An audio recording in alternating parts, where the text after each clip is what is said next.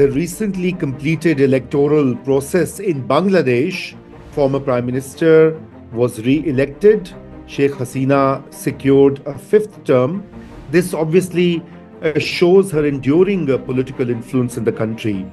But the election was not without controversies, as the main opposition party, the Bangladesh Nationalist Party, BNP, boycotted the vote. A US State Department spokesperson stated that the elections were not free or fair, echoing concerns over the arrests of thousands of political workers, which belong to the opposition party. Similarly, rights groups have been warning of a potential one party rule by Hasina's Awami League.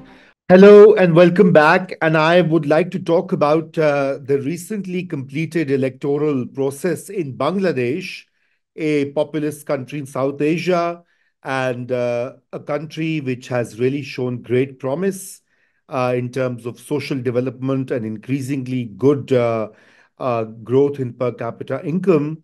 But the political side of it is not so rosy, and that is the sort of contradiction as to whether authoritarian environments are conducive to economic development, an age-old debate, or democracy somehow is the long-term solution for sustainable and inclusive growth. Um, the former prime minister was re-elected. Sheikh Hasina secured a fifth term on the during these elections, which were held on January 8th, 2024. And this obviously shows her enduring political influence in the country.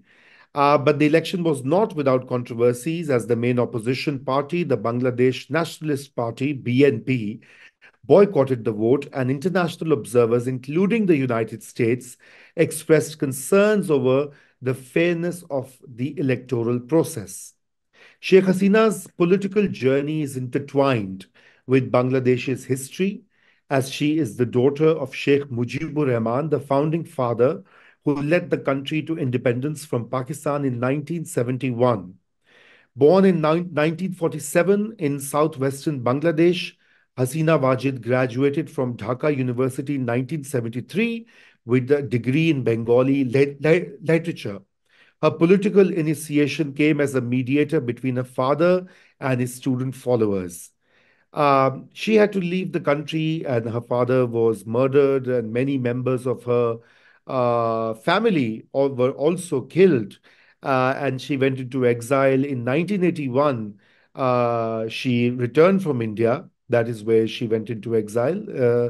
Hasina Wajid collaborated with with the political foe Khalida Zia to lead a popular uprising for democracy, resulting in the ousting of the then military ruler Hossein Muhammad Ershad in 1990. However, the alliance with the Khalida Zia was short-lived, leading to a prolonged rivalry between the two women, often referred to as the battling Begums. Since leading the Awami League to victory in 1996, Hasina Wajid has maintained her political dominance, control over her party, facing both accolades for economic development and growth and criticism for her authoritarian tendencies. The recent elections in Bangladesh have been marred by complaints of rigging, of manipulation, and the BNP, the opposition party, boycotted this election for the second time in the last three elections. The main point of contention this time was Hasina Wajid's refusal to resign and the opposition's call for a neutral government to oversee the election. The boycott obviously has raised concerns about the legitimacy of the electoral process and the transparency with which the election was held. The United States, a key observer, has expressed reservations about the fairness of these elections. US State Department spokesperson stated that the elections were not free or fair, echoing concerns over the arrests of thousands of political workers, which belong to the opposition party, and reports of irregularities on election day.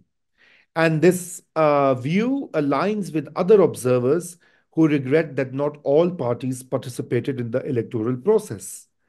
This international concern, of course, led by the US regarding the political developments in Bangladesh, is, of course, a cause for concern for the country. Similarly, rights groups have been warning of a potential one party rule by Hasina's Awami League, highlighting the need for a credible opposition to ensure a healthy democratic balance. The concern extends beyond the electoral process, encompassing alleged human rights violations, suppression of dissent, and arrests of political opposition members.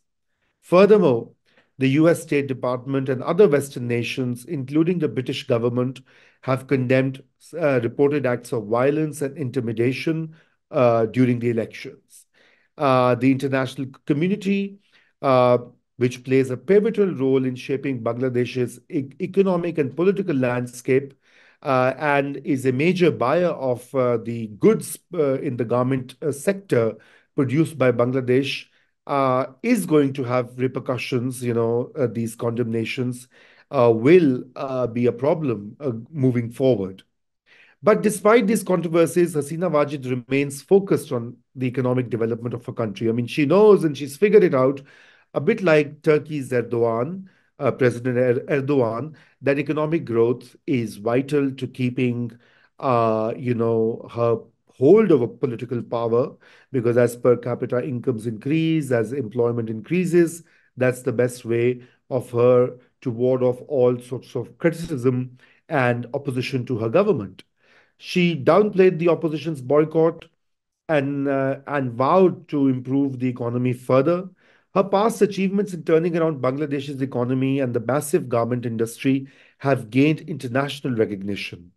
But challenges such as the impact of Russia-Ukraine war on fuel and food prices, and which led to a global economic slowdown, including Bangladesh, and Bangladesh's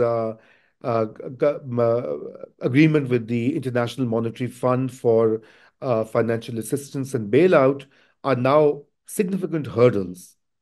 Critics also point to the fact that the economy is going to slow down, and inflation, much like the rest of the region and the world, and of course, increasing clampdown on opposition will be challenges for Hasina's next term.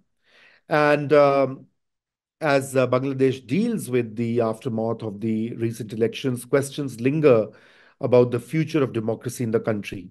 The BNP's called for a fresh election under a caretaker administration, and similarly, they have been asking for a level playing field, for a fair electoral game. Similarly, there have been allegations in the elections of propping up dummy independent candidates to create the sort of semblance of a credible election, and therefore this process has been deeply, deeply controversial. Analysts such as Debapriya Bhattacharya, who is a macroeconomist, warn that recent polls may do little to ease the political upheaval in Bangladesh, and violence could persist in the post-election phase. Similarly, others have also warned Sheikh Hasina Wajid of her authoritarian tactics, and have asked her to change her style of governance. But the good thing for Hasina Wajid is that India, China, Russia, Bhutan, the Philippines, Myanmar, Singapore, and Sri Lanka seem to have congratulated her on being elected as the prime minister once again, and have expressed their continued support. So the US may have raised its concerns, but India, China, Russia, three major powers, regional powers, and China is emerging as a global power, obviously is going to bolster Sheikh Hasina's presence as the ruler for next 5 years. Pakistani Prime Minister Kakar also congratulated Sheikh Hasina and stressed the importance of bilateral cooperation. Nobody really wants to take on Bangladesh other than the European countries and the US, and there's very little that they can do except for the economic squeeze. But then, Bangladesh gets a preferential treatment because of the earlier poverty rates, although things have improved. But I doubt if there would be sanctions or further squeezing. I mean, I think these are more symbolic gestures by the international community. So I think what is important now is how the international community negotiates and navigates this important process, because there have been many, many complaints from Bangladeshis, especially those residing abroad, for intervention, for stopping Sheikh Hasina Wajid from her authoritarian style and further repression of the media, the opposition, and the civil society. So, this next term for Sheikh Hasina Wajid the third is not going to be that easy. I mean, in fact, third without the opposition. That's what I meant. Otherwise, it's going to be a fifth term in office. So, with that, I'll end my video today, and let's hope that there is some form of a settlement, and Sheikh Hasina Wajid realizes that totally decimating and ousting the opposition from the electoral arena is not in her interest, and definitely not in the country's interest. Thank you.